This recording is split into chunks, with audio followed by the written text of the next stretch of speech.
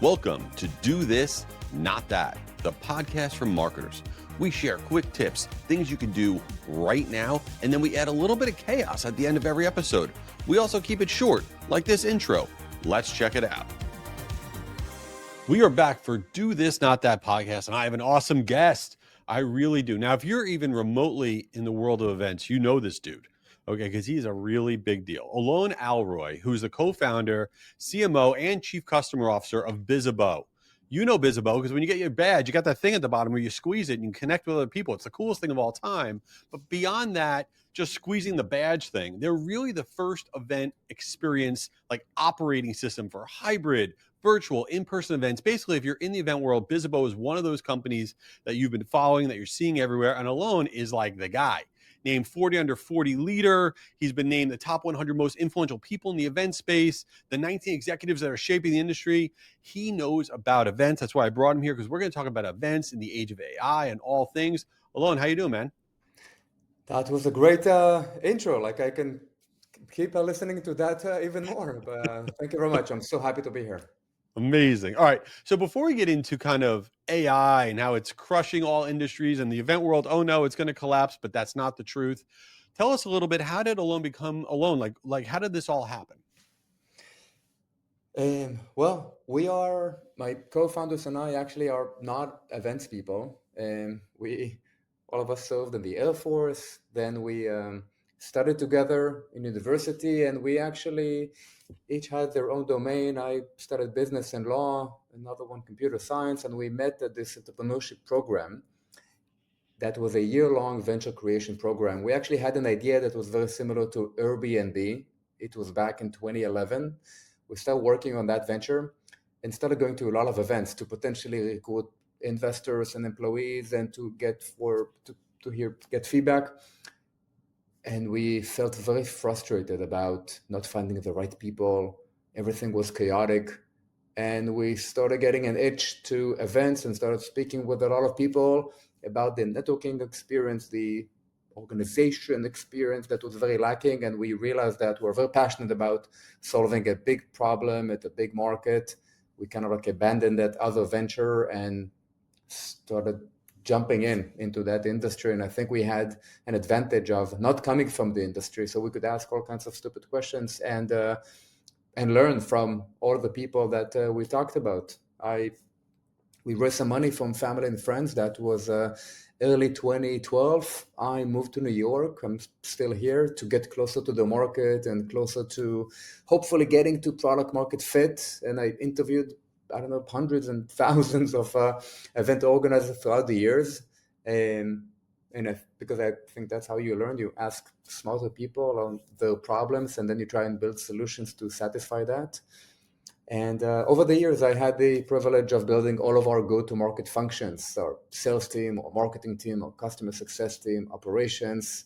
So had to hands-on kind of like build everything from scratch. And we're grateful that over the years, we saw a lot of ups and downs, but more ups than downs, raised a lot of money and kind of grew nicely. And today we are lucky to have some of the best event teams on earth use Bizzabo to power their events. I love it. And I see it because when I go to events, I'm using your technology. I'm aware of it, and it's awesome. And I think you have a unique perspective. Right now, when people are going to events, companies will send somebody to the event. Oh, they spent $1,000 a ticket. What was the ROI in that? We got a booth. We just dropped 30 grand on a booth. What was the ROI in that?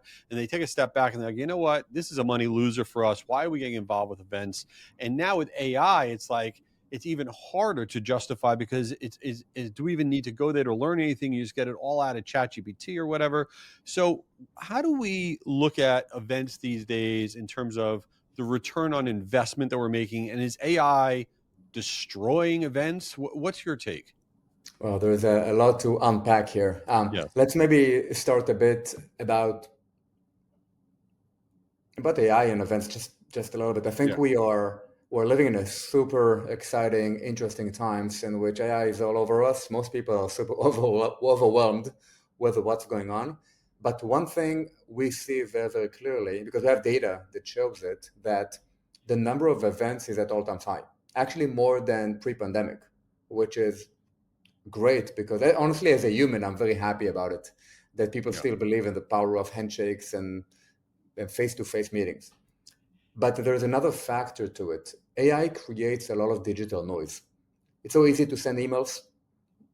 I know you're a master at sending great emails, so you Thank know that people get the highest number of emails ever. So there's a lot of digital noise, and to get through the clutter and build real relationships with the community, with prospect, with customers, I'm pretty confident that AI will not be able to replace that.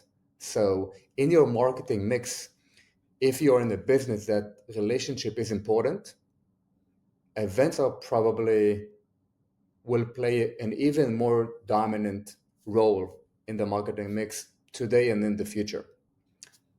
There are many ways in which AI can enhance it. So I'm definitely not anti-AI. Like on the contrary, I think it will make our meetings actually way more effective.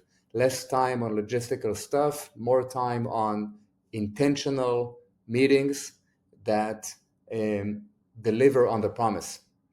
And you're like, okay, what is the ROI of events? Like, why are we running them? How should we even measure them? Honestly, event is a big, broad word, and they have many, many different objectives. Some are related to influencing pipeline and revenue, and some are about honestly planting seeds for relationship that maybe one day will turn into revenue. And some are all about brand and to make sure that your brand is seen, because there are events that you need to be there. You need to be there for the press, you need to be there for the influencers, you need to be there so the competition sees you, and you need to be there sometimes even for your own employees. So the approach to ROI is unique, and but they can be very measurable depending on what the objective is.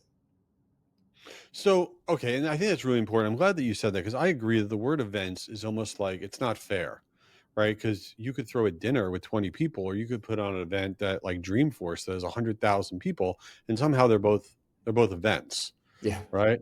And so for everyone out there is like, well, I don't put on Dreamforce. I don't even put on a conference that has 500 people, but I would like to have events as part of my marketing mix.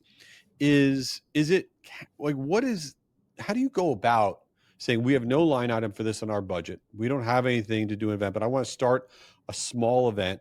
Like, how do you go about that internally? Say we're going to start out with a dinner, we're going to start with a 100-person thing. Like, how do you actually initiate internally and justify starting out having events in your organization? Because I want to figure out how to do that for in-person events for my own business.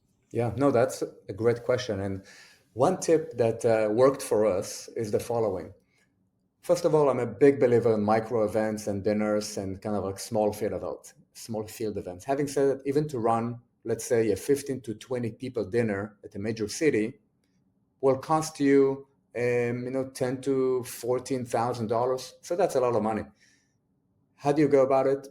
One, you're very intentional on who do you invite, and two, at least for the first ones, partner with another brand. Because if you split the bill between 3 to 4 partners, then you're looking at 2,000, 3,000. That's our approach. We take the role of organizing it. We reach out to a few partners. Everyone chips in. They get you need to make sure there is a win-win, as always with partners. They get a seat at the table. They get access to the whole list. They need to contribute to guests, and suddenly you have a win-win-win. One, more interesting for the guest. They're able to actually engage with several vendors. And two, it might way easier to prove ROI for 2,000, depending, of course, what your business and what's your ACV and all that. But that's a more risk-free approach. And also, when you split the promotional efforts with more partners, way easy to fill the room. So a strong proponent that doing micro events with the ecosystem, as long as you have overlap around your ICP, your ideal customer profile, so everyone can benefit from those in the room. See, I love that because it allows you to kind of grow from there. I think it's when people say to me, they're like, because we put on virtual events, they'll say, well, you should do a big in person one. I'm like, that's a massive roll of the dice. That's a massive cash outlay. And I have no idea how the hell it's going to go. But you do a dinner, you partner up with a couple people, it works. Okay. Let's grow from there. But let's flip the script for a second here. Instead of doing these micro events, which I think is awesome, A lot of people either exhibit at events, they sponsor events, they're thinking about, should I exhibit here, there, wherever? And so often people look at their ROI and be like, oh man, that was terrible. We just didn't, we can't show any value there. What are some secret sauce things that people are doing wrong as it relates to exhibiting or sponsoring at events of almost any size? That's a great one because, as you said earlier, some companies invest, sometimes they spend, but sometimes they invest 30, 50, some $100,000 in the booth.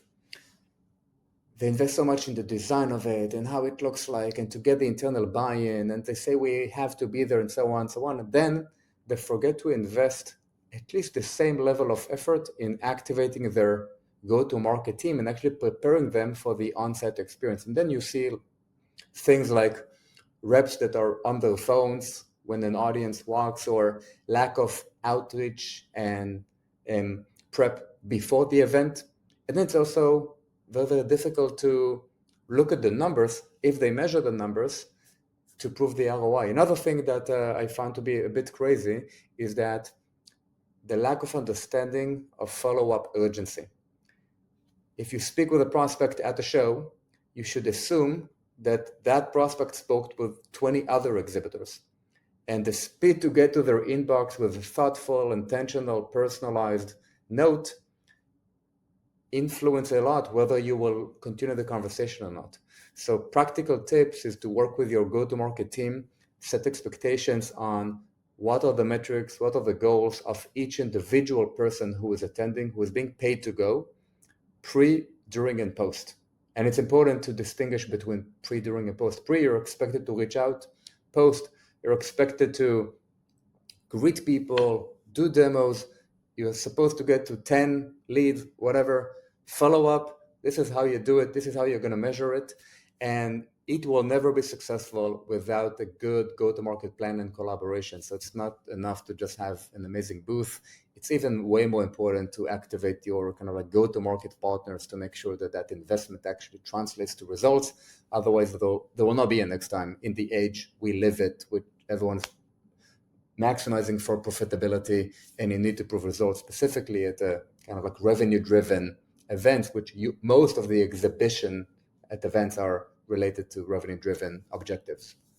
I think it's so valuable for people to hear about being intentional before, during, and after, not even just about, exhibiting, but if you are going to a meeting, if you're going to a cocktail party somewhere or whatever, you're not going, in my opinion, I know it's terrible, to have a good time. You're going there because so-and-so is going to be there. You're going to try to get to know them. You're going to follow up with them. And I think, to your point, I don't think enough of anybody, business people, marketers, whatever, are intentional about their human interactions. And when you were, launching, Bizzabo, you entered into a category that had monsters in it, giant companies. And that had to be like, can we even get traction here? Why would anybody listen to us? Is that like, was that part of your playbook? Like, how do you enter in, forget about events or whatever, but how do you enter into a category that's dominated by some massive companies and be able to break through like you all did? So we are indeed in a market that has an 800-pound gorilla. It's a market leader. The company name is Venti. They've been around. I think they celebrated their 25th birthday last year. Congratulations. Honestly, a great company. They got to almost $1 billion in revenue, so hats off. We believe that there are many things that we do much better. And of course, as a strategy, they have way more resources than us. Like I'm sure many of your listeners compete with bigger organizations. And it was clear to us that we need to compete differently. If we do the same thing they do, we're always going to be behind because they're bigger, they're fast, they have more resources. So we like to kind of like take the challenger approach, meaning think about Avis versus Hertz. One, we're going to work way harder. And two, we need to act like a speedboat. And I'll give you an example. During COVID, March 2020, we only did in-person events. The virtual was not even a thing. And it was very clear to us that unless we do something very differently and be first to market, we are going to die as a company. If you go to our blog, on March 22nd, 2020, you're going to see a blog post in which we launch a solution for virtual events. Now, we did not know that virtual events would actually become a thing, but it was clear to us we need to act fast and be a speedboat. When Cvent launched their first virtual offering, August. And even that was an announcement that it will come soon. 2 weeks versus 6 months.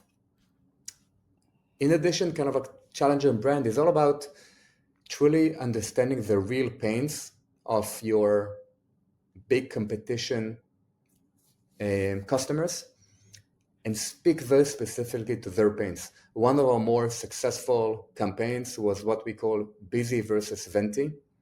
I'm sure that if you Google Busy versus Venti campaign by Bizzabo, it won some awards and all that. And I believe that one thing you can do is to do things that don't scale and until you can't.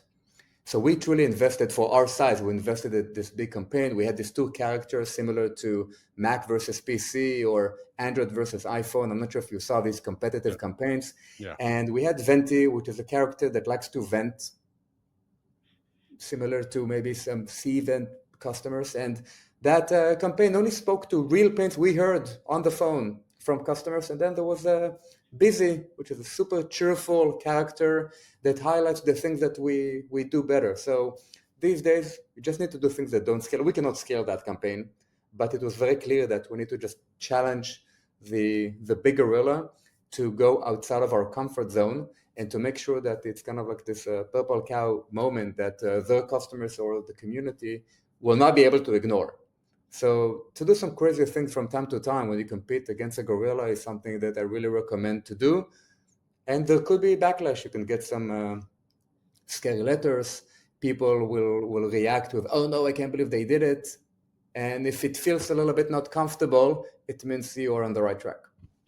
Yeah, first of all, I love that. And I also think it's a great business lesson that, so often, like I love the show Shark Tank, but the problem with Shark Tank is everybody that goes on to Shark Tank, they're trying to invent a product that's never existed before. They think that they can't go into a category that's competition because they'll never break through. But I'm of the belief that you want to look at the categories that have the most competition because there's probably enough business there for one more company. Maybe if that company does a little bit of a better job.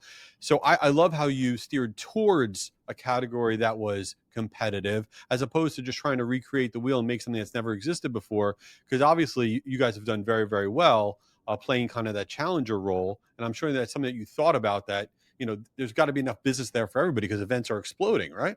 Totally. Yeah.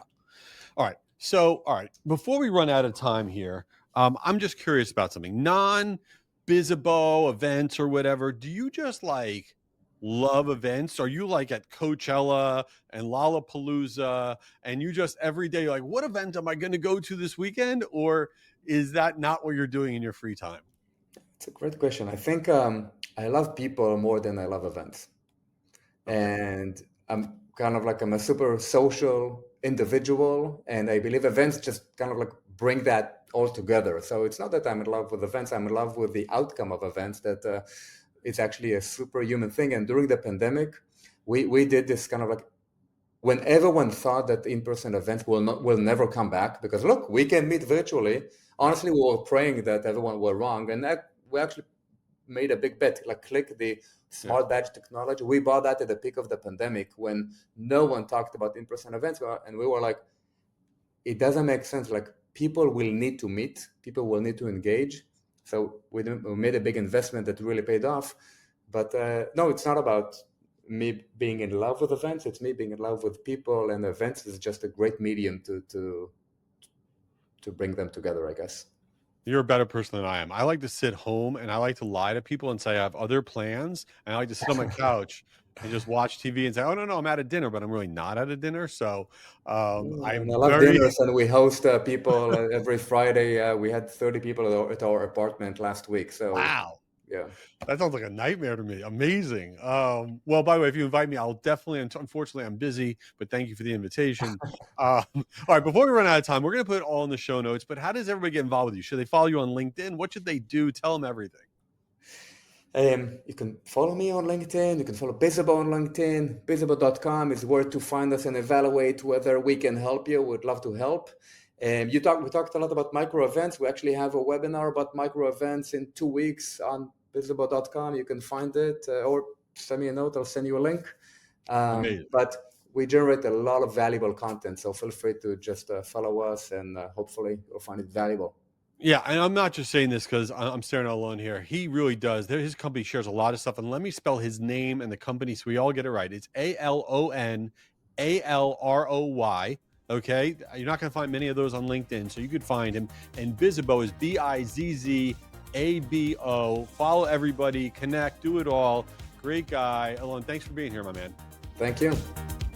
You did it. You made it to the end. But wait, the party is not over. Listen, I want to keep hanging out. Subscribe to this podcast. And if it wasn't the worst podcast you've ever listened to, give it a 5-star review. Why not? But you know what? I want to do even more with you. Go to gurumediahub.com and we can partner there. You can find out about all of our free events, all of our stuff. And if you're epically bored, go to jschwedelson.com and we could stay connected. You could find my newsletter and everything else I got going on. Thanks for being here and hope you subscribe.